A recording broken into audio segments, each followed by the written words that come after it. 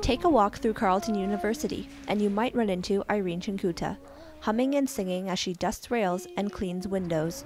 But behind her carefree demeanor lies a character shaped by challenges that very few people have had to face. 6 years ago, Irene was forced to leave her home in the Congo after her family was caught up in political strife. Her husband had been killed, and her life was in danger. With the help of her church, she escaped to Canada.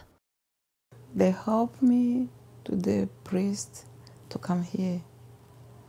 He said if I come here, I could be safe for that, and then that's why I come.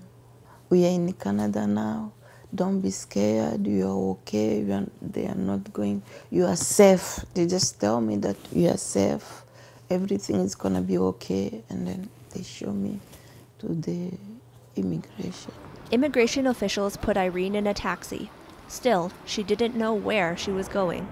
The driver was looking me on the retrovisor, and then there I was just looking, where we going, where we going? Now to ask him where we are going, I fell, and then when he saw me like that, he said, we are almost there, don't worry. Irene arrived at Cornerstone Women's Shelter, a ministry of the Anglican Church. Cornerstone provides safety and a community for women who need a home.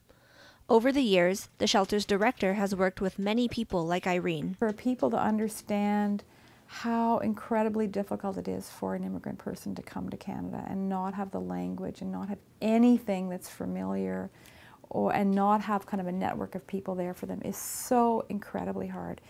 So what it must have taken for a person to have to make that choice to come. Usually the situation is pretty bad.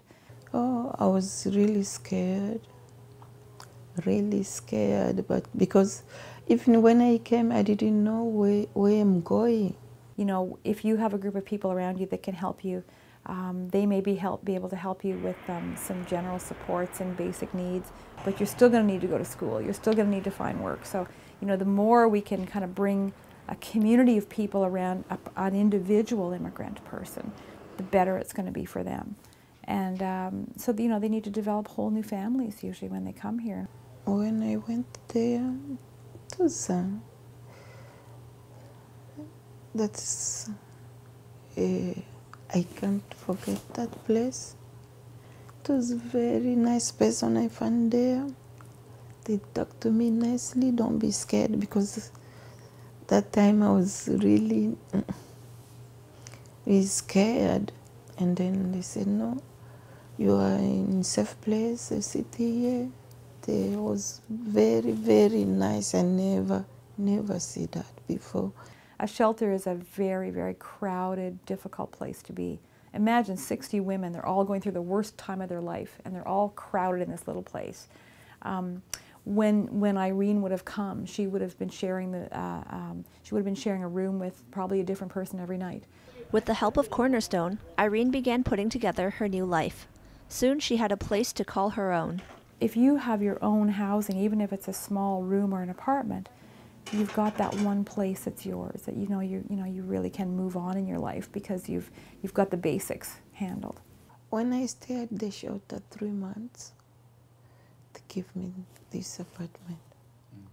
What has truly made Ottawa home for Irene is the community she has grown to love.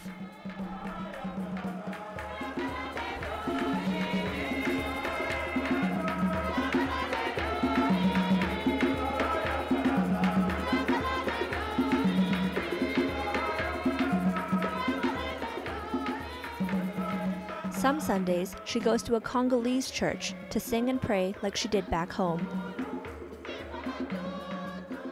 On Saturdays, she meets with friends to worship. This is the community that adopted her as Mama Irene. That's why we call her Mama Irene, because in our language, anyone we call by the name of Mama, it means she cares about kids. So she's the grandmom here. My children, if they want to go somewhere, they go to Mama Irene's place. They just call her grandmama. She's our mother, we love her so much. She's a very, very committed lady. Every time when we have funerals, we have church service like this one, in every area she's with us. the biological children are not here.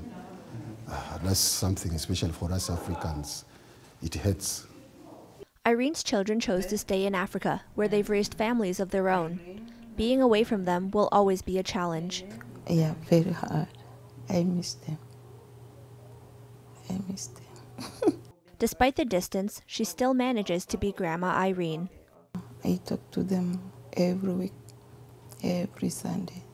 I can talk and then we laugh. It's nice to talk to them. They are so cute. Through a friend, Irene found work as a custodian at Carleton University. The job has given her the stability to continue building her new life.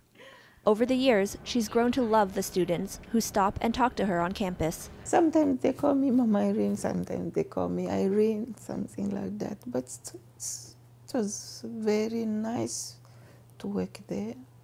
Irene's story is unique, but she's not alone. According to Statistics Canada, roughly 25,000 refugees come to Canada every year. This difficult transition requires personal strength and a supportive community.